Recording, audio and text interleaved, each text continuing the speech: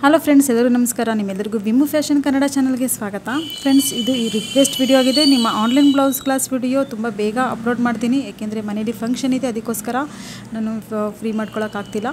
So ಬನ್ನಿ, ಇವತ್ತಿನ video boat neck video. ಇದು ಕೂಡ ತುಂಬ ಲೇಟಾಗಿ ಅಂದರೆ ಅಪ್ಲೋಡ್ ಮಾಡ್ತಾಯಿದ್ದೀನಿ. ತುಂಬ ದಿನ ಆಗಿತ್ತು ಇದನ್ನು ನಾನು ರೆಕಾರ್ಡಿಂಗ್ ಮಾಡಿ, ಇವಾಗ ಅದನ್ನು ಎಡಿಟಿಂಗ್ ಮಾಡಿಬಿಟ್ಟು ಅಪ್ಲೋಡ್ ಮಾಡ್ತಾಯಿದ್ದೀನಿ. ನೋಡಿ, ಯಾವುದೇ ರೀತಿ ನೀವು ಒಂದು ಲೈನಿಂಗ್ ಪೀಸ್ನ ಡಬಲ್ ಫೋಲ್ಡಿಂಗಲ್ಲಿ ಈ ಥರ ನೀವು ಫೋಲ್ಡಿಂಗ್ ಮಾಡ್ಕೊಳ್ಳಿ. ನಿಮ್ಮ ಒಂದು ಅಳತೆ ಯಾವ ರೀತಿ ಇದೆಯೋ ಆ ರೀತಿ ನಾವು ಇಲ್ಲಿ ಮಾರ್ಕಿಂಗ್ ಮಾಡಬೇಕು. ಇಲ್ಲಿ ಸ್ಕ್ರೀನ್ ಮೇಲೆ ಕಾಣಿಸ್ತಿದೆಯಲ್ಲ, ಲೆಂತು 13 ಇಂಚಿದೆ, 13.5 ಇಂಚಿದೆ. ನಾನಿಲ್ಲಿ 14.5 ಇಂಚು ತಗೋತಾ ಇದ್ದೀನಿ ಉದ್ದನ. ಅದಾದಮೇಲೆ ಬೋಟ್ ನೆಕ್, ಇದು ಬೋಟ್ ನೆಕ್ ಡಿಸೈನ್ ಆಗಿರೋದ್ರಿಂದ 7 ಇಂಚ್ ನಾನಿಲ್ಲಿ ಲೆಂತ್ ಅಂದರೆ ಶೋಲ್ಡರ್ ತೊಗೊಂಡು ಆರ್ಮೋಲ್ ಲೆಂತು ಕೂಡ 7.25 ಅಂದರೆ 7.25 ಇಂಚು ನಾನಿಲ್ಲಿ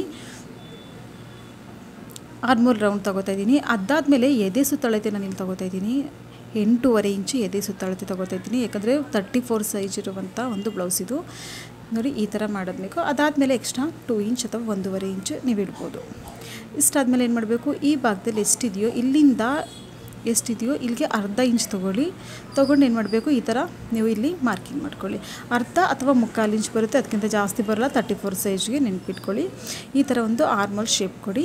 ಅದಾದಮೇಲೆ ಏನು ಮಾಡಬೇಕು, ಇಲ್ಲಿ 6.5 ಇಂಚು ನಾನಿಲ್ಲಿ ಸೊಂಟದ ಸುತ್ತಳತೆ, ಏಕೆಂದರೆ 26 ಇಂಚಿದೆ, 6.5 ಇಂಚ್ ತೊಗೋತಾ ಇದ್ದೀನಿ. 1 ಇಂಚು ಟಕ್ಸ್ಗೆ ಮತ್ತು 2 ಇಂಚು ಎಕ್ಸ್ಟ್ರಾ ಮಾರ್ಜಿನು, ಈ ಥರ ನೀವು ತೊಗೋಬೇಕಾಗುತ್ತೆ. ಮತ್ತು ಈ ಲೈನ ಈ ಥರ ಡ್ರಾ ಮಾಡ್ಕೊಳ್ಳಿ.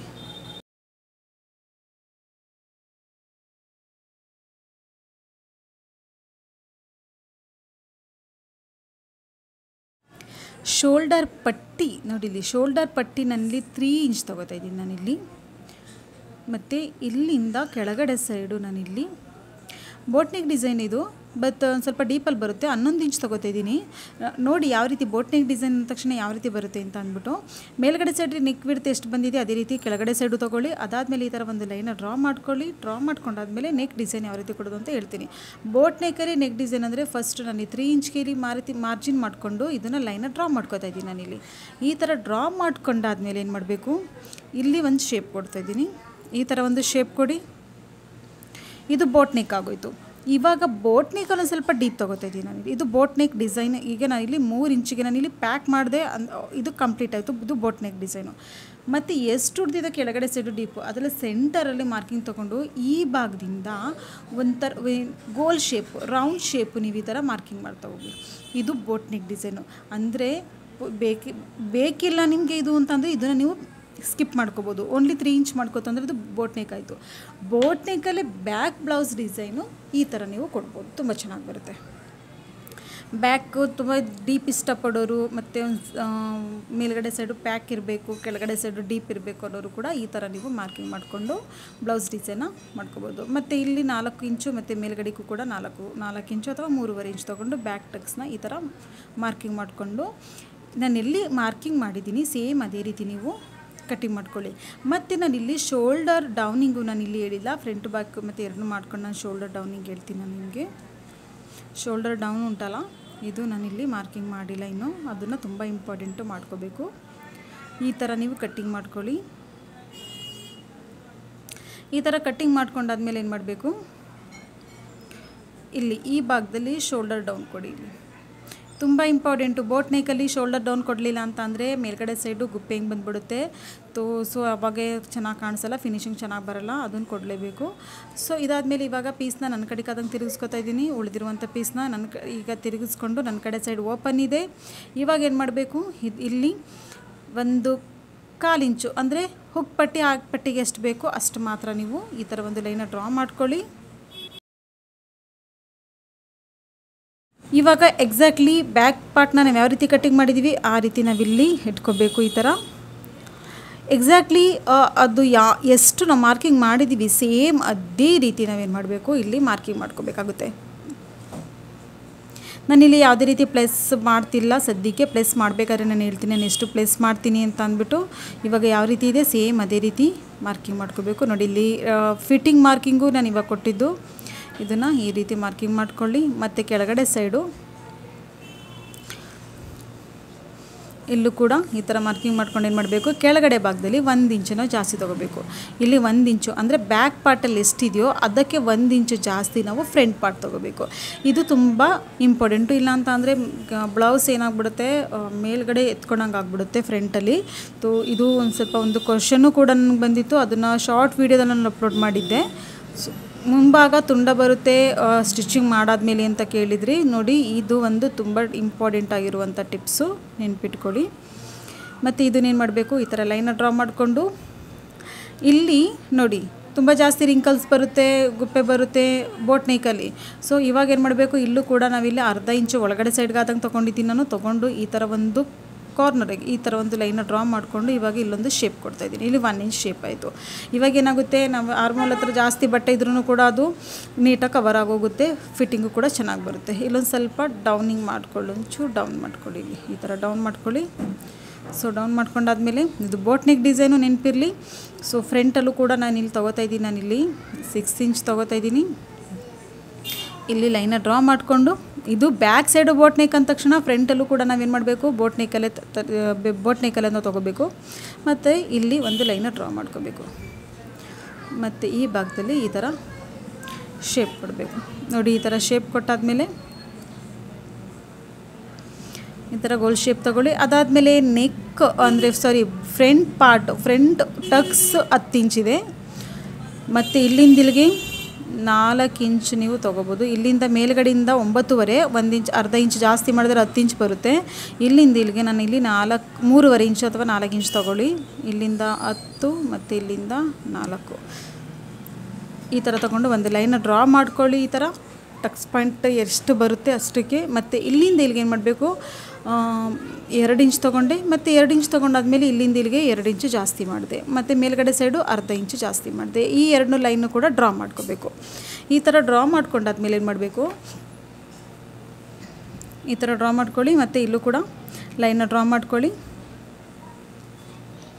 ಇವಾಗ ಪ್ರಿನ್ಸಸ್ ಕಟ್ ನಾನು ಇಲ್ಲಿ ಶೇಪ್ ಕೊಡ್ತೀನಿ. ಇಲ್ಲಿ 2 ಇಂಚು ನಾನು ಮೈನಸ್ ಮಾಡ್ತೀನಿ ಅಂದರೆ 2 ಇಂಚು ಸೈಡಲ್ಲಿ ತೊಗೋತೀನಿ. ಆವಾಗ ಮಾತ್ರ ಅದು ಒಂದು ಸೈಡ್ ಫಿಟ್ಟಿಂಗು ಚೆನ್ನಾಗಿ ಬರುತ್ತೆ. ನೋಡಿ, ಇದು ಪ್ರಿನ್ಸಸ್ ಕಟ್ ಫ್ರಂಟ್ ಟಕ್ಸು. ಅದಾದಮೇಲೆ ಇಲ್ಲಿ ಈ ಥರ ಒಂದು ಲೈನ ಈ ಥರ ಶೇಪ್ ಕೊಡಿ. ಏಕೆಂದರೆ ಇದು ಯಾವ ರೀತಿ ಅಂದರೆ 34 ಸೈಜ್ ಇದೆ, ಬಟ್ ಒಂದು ಸ್ವಲ್ಪ ಹೈಟು ಕಡಿಮೆ ಇದ್ದಾಳೆ. ಅದಕ್ಕೋಸ್ಕರ ಇದೊಂದು ಪ್ರಿನ್ಸಸ್ ಕಟ್ ಒಂದು ಸ್ವಲ್ಪ ಶೇಪು ಚೇಂಜ್ ಬಂತು. ಮೇಲ್ಗಡೆಗಾದಂಗೆ ಟಕ್ಸು ಉದ್ದ ಉಂಟಲ್ಲ ಒಂದು ಸ್ವಲ್ಪ ಕಡಿಮೆ ಬಂತು. ಅಂದರೆ ಹೈಟ್ ಪ್ರಕಾರ ಟಕ್ಸು 10 ಇಂಚ್ ಬಂತು. ಇಲ್ಲ ಅಂತಂದರೆ 10 ಇಂಚ್ ಬರಲ್ಲ, 10 ಇಂಚ್ ಬಂತು. ಸ್ವಲ್ಪ ಹೈಟ್ ಕಡಿಮೆ ಇದ್ದಾಳೆ. ನಿಮ್ಗೆ ಏನಾದರೂ ಹೈಟ್ ಜಾಸ್ತಿ ಬೇಕು, ಟಕ್ಸ್ ಪಾಯಿಂಟ್ ಉಂಟಲ್ಲ, ಕೆಲವ್ರದ್ದು ಇಲ್ಲಿ 9.5 ಇಂಚ್ ಬಂದಿದೆ, ಕೆಲವ್ರದ್ದು 10 ಇರುತ್ತೆ, ಅವಾಗ 10.5 ಇಂಚ್ ತೊಗೋಬೋದು. ಹೈಟ್ ಒಂದು ಸ್ವಲ್ಪ ಕಡಿಮೆ ಇರೋದ್ರಿಂದ ಇಷ್ಟು ಬಂದಿದೆ. ನೀವೇನಾದರೂ ನಾರ್ಮಲ್ ಬೇಕಂದರೆ ಕೆಲವ್ರಿಗೂ 14 ಇಂಚು ಉದ್ದ ಬರುತ್ತಲ್ಲ, ಅವಾಗ ಮುಂದಿನ ಪಾರ್ಟು 15 ಬರುತ್ತೆ. ಆವಾಗ ನೀವು ಟಕ್ಸು 10.5 ಇಂಚ್ ತೊಗೊಂಡ್ರೆ ಕರೆಕ್ಟಾಗಿ ಬರುತ್ತೆ. ಅಲ್ಲೊಂದು ಸ್ವಲ್ಪ ಹೈಟ್ ಕಡಿಮೆ ಇರೋದಕ್ಕೆ ಈ ಥರ ಒಂದು ಶೇಪ್ ಬಂದಿದೆ. ಇವಾಗ ಇದನ್ನು ಈ ಥರ ಒಂದು ಕಟ್ಟಿಂಗ್ ಮಾಡ್ಕೊಳ್ಳಿ. ಕಟ್ಟಿಂಗ್ ಮಾಡ್ಕೊಂಡು ಏನು ಮಾಡಬೇಕು, ಇದನ್ನು ಈ ಕಟ್ಟಿಂಗ್ ಮಾಡ್ಕೊಳ್ಳಿ.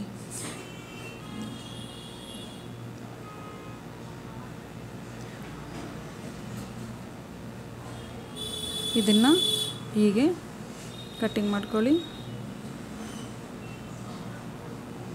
ಇದನ್ನು ಹೀಗೆ ಕಟ್ಟಿಂಗ್ ಮಾಡ್ಕೊಳ್ಳಿ. ನೋಡಿ, princess cut front part complete ಆಗಿದೆ. ಇವಾಗ ಸ್ಲೀವ್ಸ್ ಕಟ್ಟಿಂಗ್ ಮಾಡಬೇಕಾದ್ರೆ ಏನು ಮಾಡಬೇಕು, ಇಲ್ಲಿಂದ 9.5 ಇಂಚ್ ಇದೆ, ನಾನು ಇಲ್ಲಿ 10 ಇಂಚ್ ತೊಗೋತಾ ಇದ್ದೀನಿ. ಮೇಲ್ಗಡೆ ಸೈಡ್ ಅರ್ಧ ಇಂಚ್ ತೊಗೋತೀನಿ. 9 ಇಂಚು 10 ಇಂಚ್ ತೊಗೊಂಡೆ ನಾನಿಲ್ಲಿ. ನಿಮ್ಮದು ಎಷ್ಟು ಉದ್ದ ಇರುತ್ತೋ ಅದರಲ್ಲಿ ನೀವು 1 ಇಂಚ್ ಜಾಸ್ತಿ ಮಾಡ್ಕೊಳ್ಳಿ. ಡೌನಿಂಗ್ ನಾನಿಲ್ಲಿ 3.5 ಇಂಚ್ ತೊಗೋತಾ ಇದ್ದೀನಿ. ಮತ್ತು ಇಲ್ಲಿಂದ ಎದೆ ಸುತ್ತಳತೆ 4ನೇ ಭಾಗ ಅಂತ ಅಂದರೆ 34ಗೆ 4ನೇ ಭಾಗ 8.5 ಇಂಚ್ ಬರುತ್ತೆ. 8.5 ಮತ್ತು ಒಳಗಡೆ ಸೈಡು ನಾನು ಇಲ್ಲಿ 2 ಇಂಚ್ ಡೌನಿಂಗ್ ಮಾಡಿಕೊಂಡೆ. ಮತ್ತು ಇದನ್ನು ಈ ಥರ ಒಂದು ಶೇಪ್ ಕೊಡ್ತಾಯಿದ್ದೀನಿ. ಪ್ರಾಪರಾಗಿ ನೀವು ಸ್ಲೀವ್ಸ್ ಕಟ್ಟಿಂಗ್ ಯಾವ ರೀತಿ ಮಾಡಬೇಕು ಅಂತ ಪ್ರಾಪರಾಗಿ ಬೇಕು ಅಂದರೆ ತಮ್ಲೈನಲ್ಲಿ ನಾನು ನಿಮಗೆ ನೋಡಿ, ಮೇಲ್ಗಡೆ ಬೆಲ್ ಐಕಾನಲ್ಲಿ ಕೊಡ್ತಿದ್ದೀನಿ ನೋಡಿ.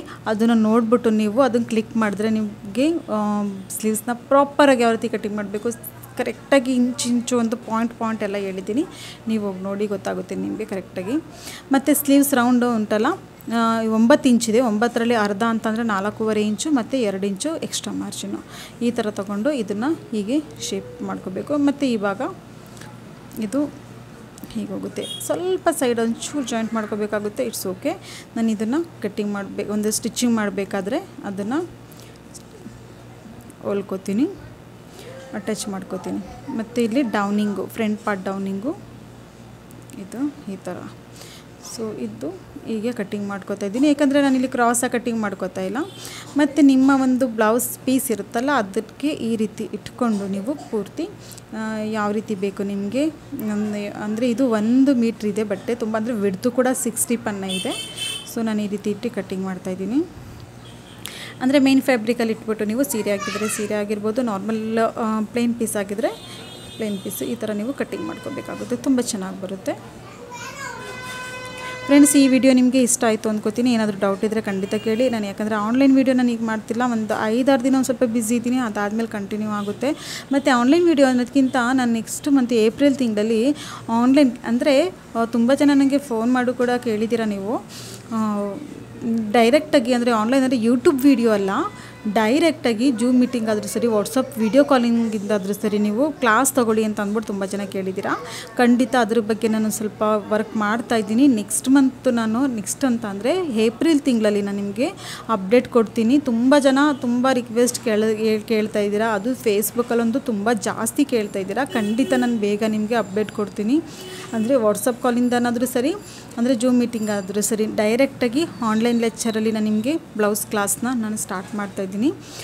ಅದಕ್ಕಿಂತ ಮುಂಚೆ ನಾನು ಇದನ್ನು ಸ್ವಲ್ಪ, ಏಕೆಂದರೆ ಮನೇಲಿ ಪ್ರೋಗ್ರಾಮ್ ಇದೆ, ಅದಕ್ಕೋಸ್ಕರ ನನಗೆ ಟೈಮ್ ಸಿಗ್ತಾಯಿಲ್ಲ. ಏಕೆಂದರೆ ಇದೆಲ್ಲ ಮದುವೆ ಬ್ಲೌಸ್ಗಳೇ ನಾನು ಹೊಲಿತಾ ಇರುವಂಥದ್ದು. ಸೊ ಅದಕ್ಕೆ ಟೈಮ್ ಸಿಗ್ತಾಯಿಲ್ಲ. ಅದಕ್ಕೆ ನಾನು ಆನ್ಲೈನ್ ಕ್ಲಾಸ್ ಅಂದರೆ ಯೂಟ್ಯೂಬಲ್ಲಿ ಅಪ್ಲೋಡ್ ಮಾಡಿದ್ದು ಒಂದು ಸ್ವಲ್ಪ ಡೌನ್, ಅಂದರೆ ಒಂದು ಲೇಟ್ ಆಗಿದೆ. ಬೇಗ ಕೂಡ ಅದನ್ನು ಒಂದು 4-5 ದಿನ ಅಷ್ಟೇ, ಅದಾದಮೇಲೆ ಖಂಡಿತ ಡೈಲಿ ವೀಡಿಯೋ ಬರುತ್ತೆ. ಈ ಥರ ನೀವು ಕಟ್ಟಿಂಗ್ ಮಾಡ್ಕೊಳ್ಳಿ. ಈ ಥರ ಈ ವಿಡಿಯೋದಲ್ಲಿ ಏನಾದರೂ ಡೌಟ್ ಇದ್ದರೆ ಖಂಡಿತ ಕೇಳಿ, ಕಮೆಂಟಲ್ಲಿ ನಾನು ರೀಲ್ಸ್ ಮುಖಾಂತರ ನಾನು ನಿಮಗೆ ಆನ್ಸರ್ ಮಾಡ್ತೀನಿ. ಓಕೆ ಫ್ರೆಂಡ್ಸ್, ಇಷ್ಟ ಆಗಿತ್ತು ಅಂದರೆ ವಿಡಿಯೋಗೆ ಲೈಕ್ ಮಾಡಿ, ಫಸ್ಟ್ ಟೈಮ್ ವಿಸಿಟ್ ಆಗಿದ್ದರೆ ನನ್ನ ಚಾನಲ್ಗೆ ಸಬ್ಸ್ಕ್ರೈಬ್ ಮಾಡಿಕೊಂಡು ವಿಡಿಯೋ ನೋಡಿ. ಹಾಗೆ ಯಾರ್ಯಾರಿಗೆ ಈ ಥರ ಒಂದು ಟೈಲರಿಂಗ್ ಕಲಿಬೇಕು ಅಂತ ಇಂಟ್ರೆಸ್ಟ್ ಇರುತ್ತೋ ಅವ್ರಿಗೆ ಈ ವಿಡಿಯೋನ ಶೇರ್ ಮಾಡ್ಕೊಳ್ಳಿ. Thank you friends, thank you so much.